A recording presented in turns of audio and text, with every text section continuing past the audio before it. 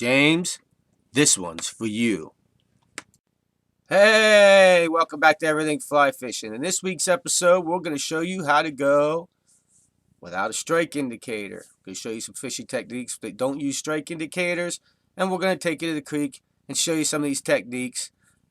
And we're going to show you 2 flies we used out of the post fly box to catch some fish. Going to be a great episode. Stay tuned. At any time you like this video, give it a thumbs up. And right down in here, the corner is a little fish. Anytime you can click that and subscribe to our channel. Don't miss any of our videos. And go check out our old videos. There's a lot of good tying videos to tie up all the flies I think you'll probably need to the end of the year. So, without any further, let's get on to this week's episode.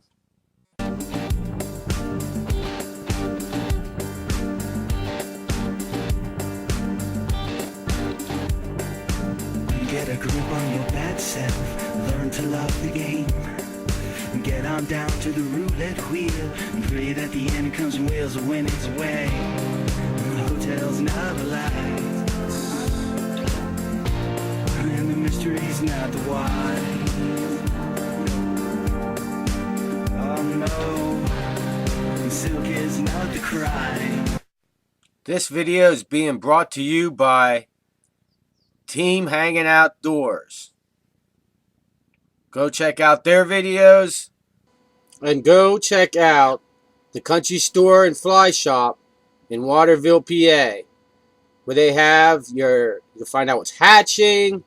You can buy rods, you can buy tipping material, you can buy tying material. They have about it all. You can buy a new reel, new rod. I know everybody wants a new reel and rod. Well, go check out the Country Store and Fly Shop in Waterville, PA today. And tell them we sent you. Everything Fly Fishing we sent you. And go check out Gary at the Watsontown Flea Market. And if you go check out him any Sunday and tell him we sent you, you get a 10% discount on anything you buy from Gary. Hey, welcome back to Everything Fly Fishing. And I told you we're going to show you how we set up without a strike indicator. So my last trip to the creek, I was looking for a setup, and I dropper setup to be exact, because I like to use dropper setups. The water was really low and really clear, and we didn't like to use strike indicators. When the water is really clear, that big old strike indicator hitting the water will sure spook a fish. A dry fly will not. They hit the water, even if they're not taking that dry fly, it won't spook them. So with that, we looked around and I found the post fly box. You guys remember this? Alright. Now let me put my glasses on so I can go on with this. In the post fly box, there was this fly. Now, do I think they were going to take it as a dry? No, I didn't, because as you can see, it's a coffin fly. It was in the post fly box, and it's white, and they're more a little darker bodied than that. But man, look at all the fuzz to keep that baby floating, and all the hackle. A lot of hackle on that one. So it would keep it floating good. So I was like, all right, we'll use that. So what I did, as I'll show you now, my reel. Alrighty. Okay, so here we had 3x. Okay. We have the fly.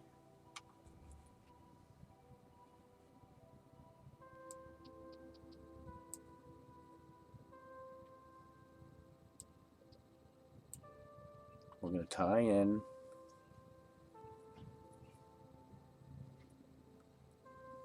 through the eyelet.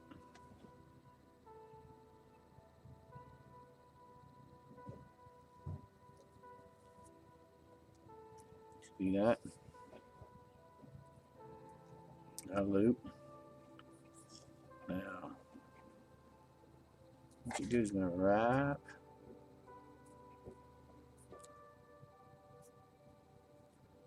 Wrap it around. I don't know if you'd see it, but right there at the end, right by the outlet, should be a loop.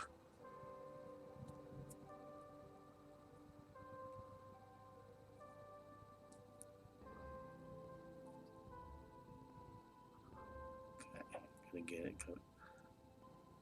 Okay, right at the outlet should be a loop. I can see that or not. I'm gonna go through a little loop. And you go back through.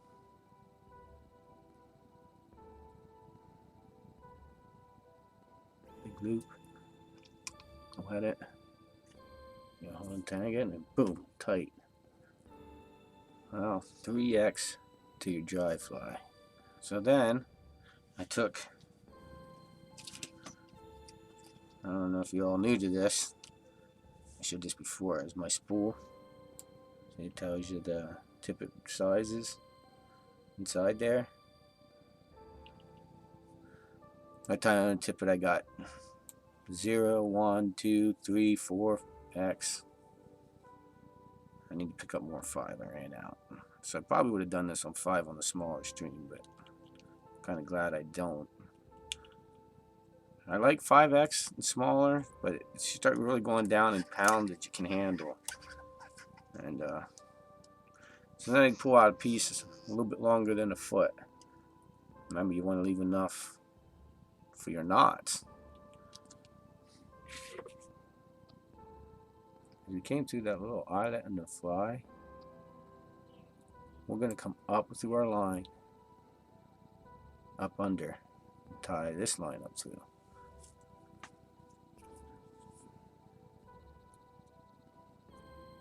Here's your new tippet. The front. You take your line, hold it, trap it down with that finger. Then you can twist your line. You're gonna do the same thing. Go back through the eyelet, a little hole.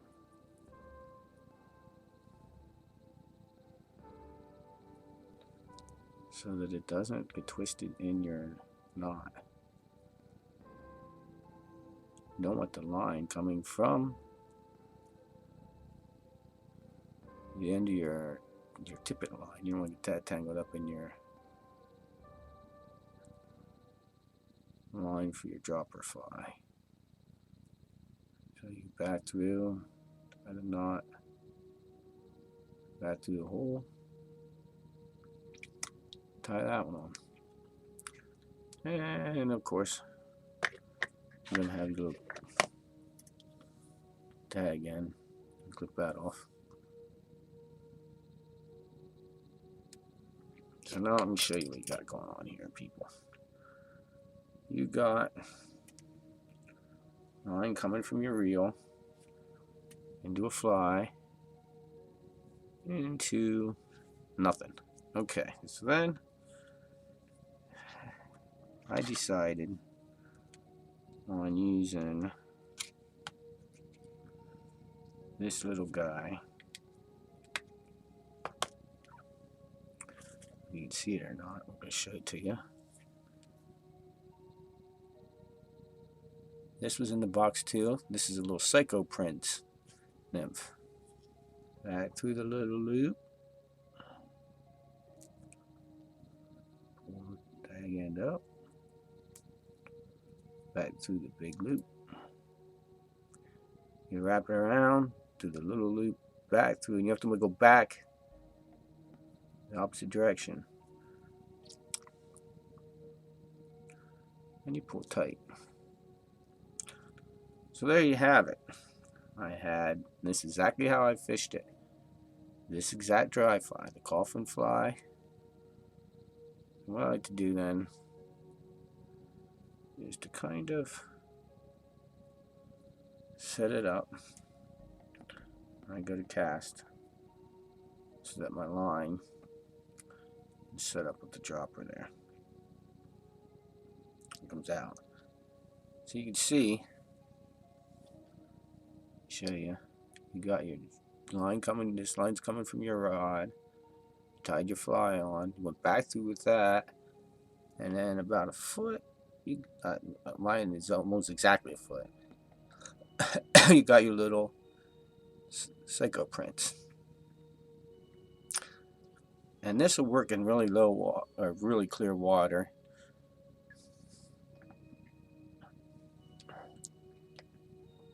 It really works. I love these rigs. And if you go back to watch some of our episodes, these are exactly rigs I've used to cut a lot of fish this way. Well, let's take you to the creek right now and show you some action. Just did a lot of big fish, caught some nice size, big brownie. Well, let's go check it out.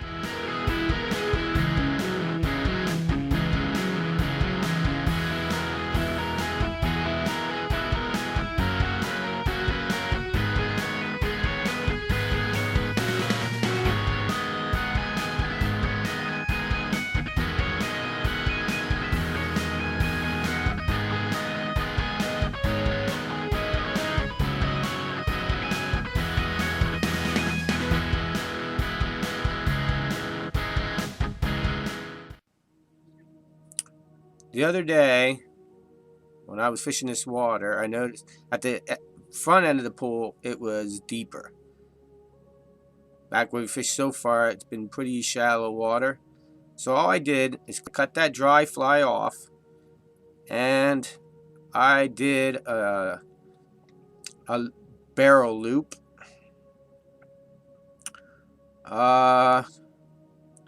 Which I will show you. Now, I'm going to show you this knot. Okay, you have 2 pieces of line. This one would be the one coming from your rod, and this would be your clipped off end. Okay. So what you do is you put these together.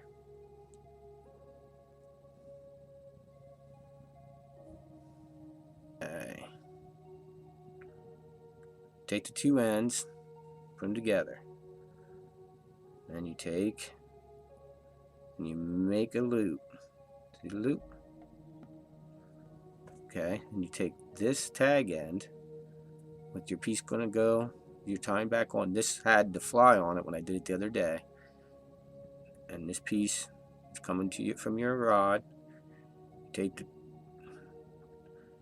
the other piece that you're tying on, because you got to go through the loop, so naturally you're going to use the piece you're tying on, because you can't take your rod through the loop. So you're going to take it through the loop, and then you gotta make sure that time my tag piece goes through. Make sure the little tag piece and the fly line. So you got your loop. Gonna put it through the loop, pull it out. You do that 3 times. Pull it out. And you got your loop.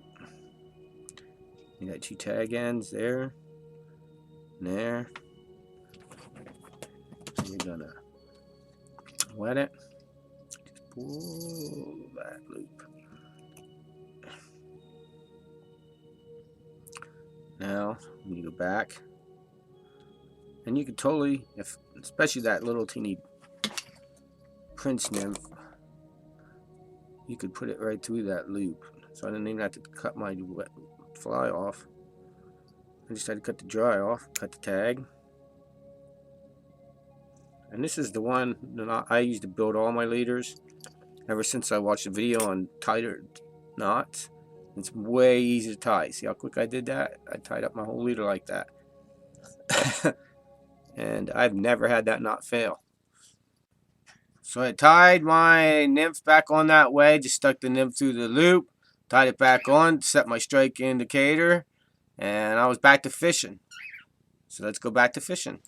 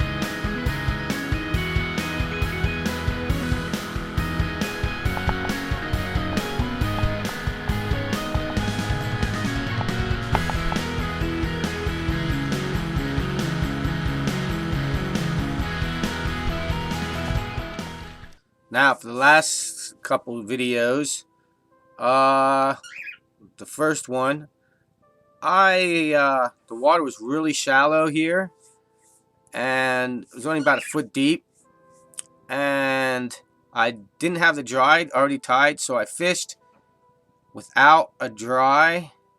What I did, now look, what I did, okay, let's say this is my leader. I got this stuff.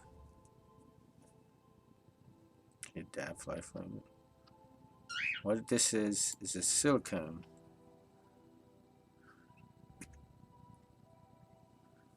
It's just like a, almost like a clear silicone. I get some leaves in it and stuff being on the creek. But anyway, so get that on my finger. It makes your fingers kind of greasy. And then I take this leader and I do the last couple inches of line, which you want your line to float anyway. And I go down the leader until I get to the almost the end of the leader.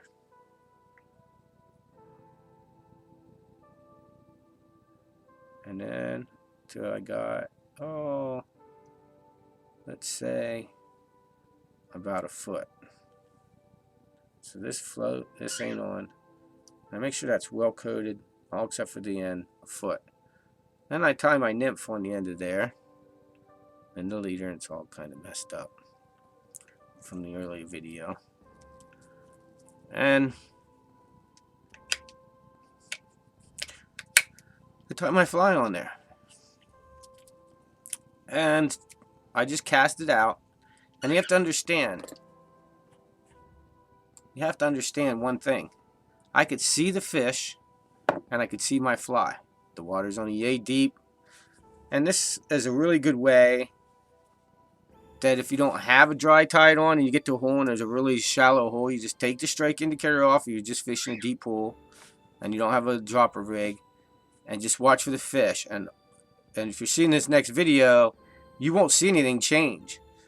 You can look for a pause in your line. Your line will be floating, your tip will float, and that part you coated with the fly you floating will sink real slow if it does. So you just watch for that fly, and this is called spot, and this is my favorite. If you got a chance to do this, do this. I only caught one fish in there. What happened is my focus was, I was trying to catch two. There's two fish in there that are monsters. So I was trying to catch them, and I only caught one. I already caught all them fish earlier today, so I was after a bigger fish, and they're still there. I didn't hook any of them. They're real picky, and maybe I'll bring them. I hope I bring them on future show. I get a picture of these fish because I will catch them. There's nothing I like more is to fish that's hard to catch. But anyway, here you go. I'm going to show you the clip, and we'll show you what was going on here.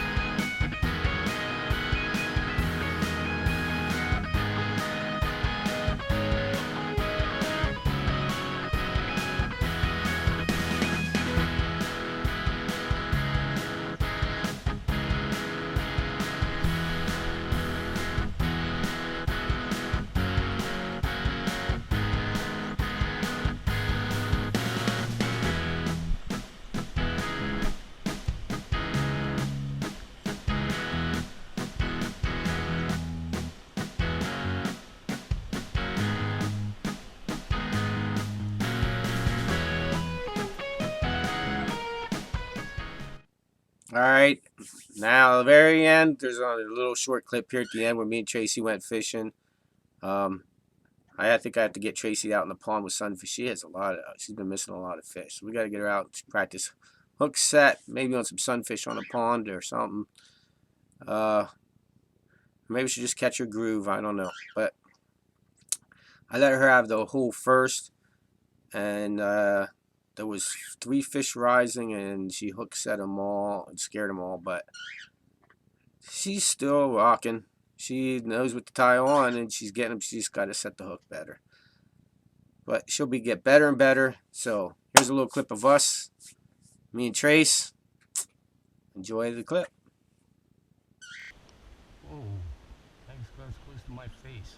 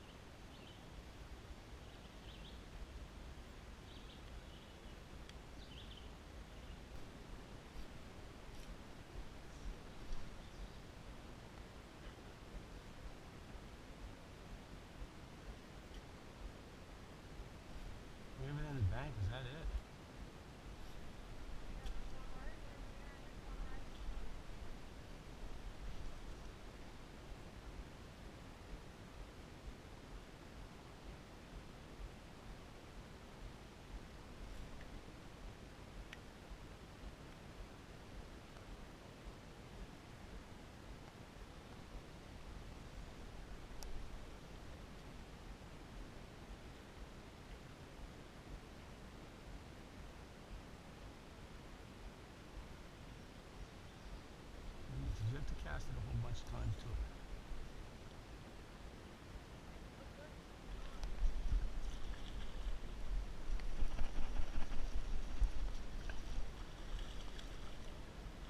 Huh? Is that?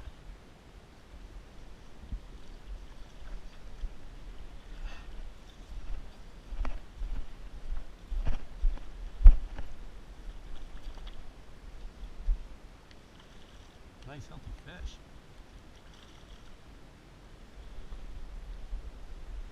There it is. Nice healthy bow.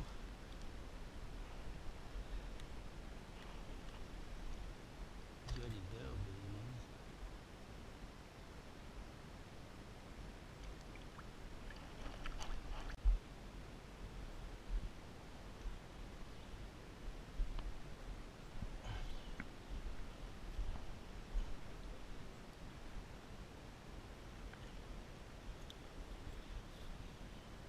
Hey, I hope you liked this week's episode.